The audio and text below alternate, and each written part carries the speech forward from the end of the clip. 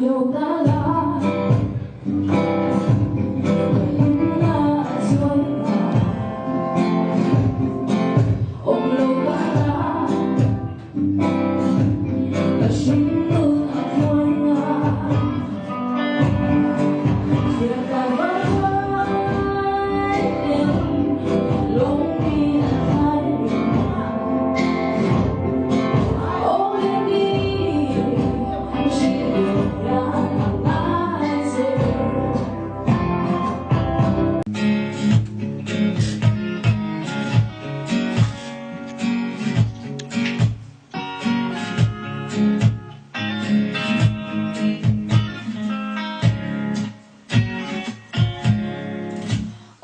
ta la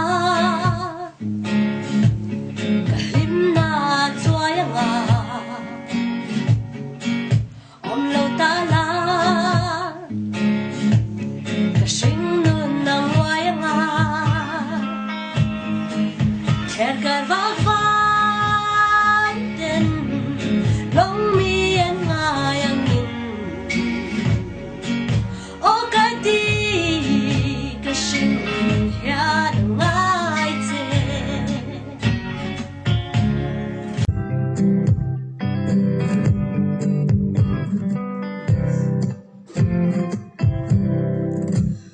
lâu ta la kahim na choya nga lâu ta la kasing nun na waya nga kher kar va vai long mi an ngai o ka di kasing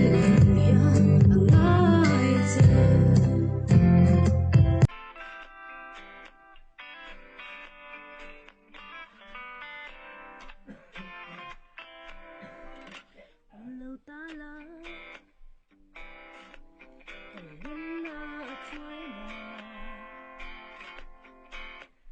lâu ta la kasing nun na waya nga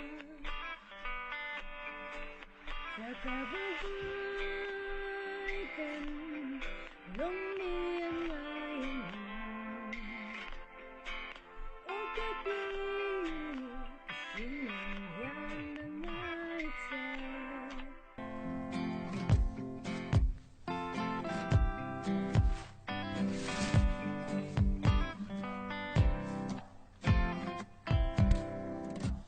lâu ta la kahim na choya nga lâu ta la kasing nun na waya nga kher kar va vai den long mi an ngai ang o ka di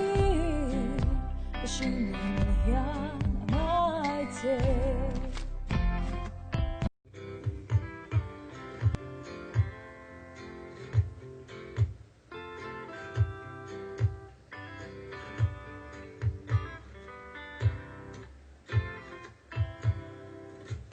lâu ta la kahim na choya nga lâu ta la kasing nun na waya nga kher kar va vai den long mi an ngai ang o ka di kasing